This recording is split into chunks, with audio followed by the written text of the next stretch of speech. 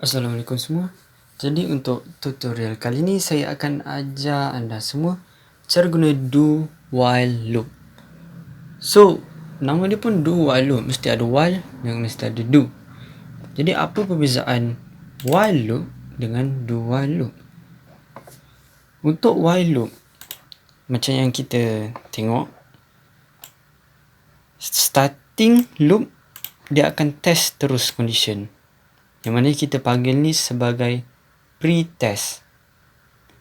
Yang mana sebelum dia masuk dalam loop ni, sebelum dia masuk dalam ni, dia akan test condition, adakah betul atau salah.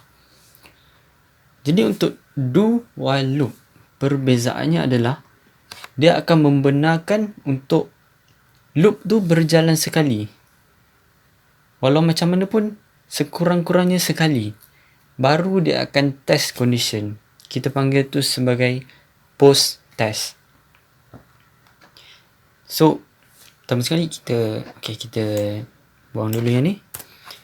So, kita tulis do curly braces, open close curly braces, dan kita buat print out macam biasa, system out print line, dan kita print counter. Kemudian kita update counter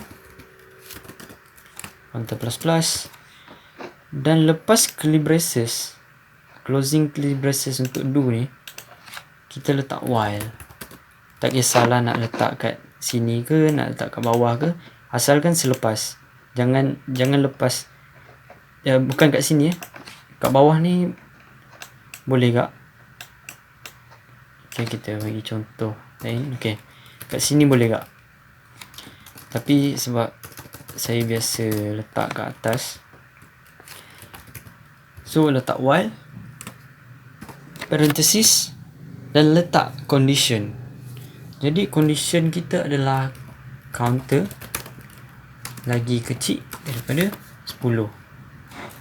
Dan hujung dia yang membezakan while loop dengan do while loop, first, while loop ada kat atas. Kalau do while loop, while dia akan ada kat bawah dan ujung ni ada semicolon. Okay. Jadi apa yang akan berlaku kat sini? Nilai asal counter adalah 1. Adalah kosong. Bila dia masuk do, dia tak akan test dulu. Sebab tu kita panggil dia post test. Dia akan execute dulu semua dalam ni, baru dia akan test condition. Betul ke nilai counter ni lagi kecil dari 10? So, contoh bila kita run,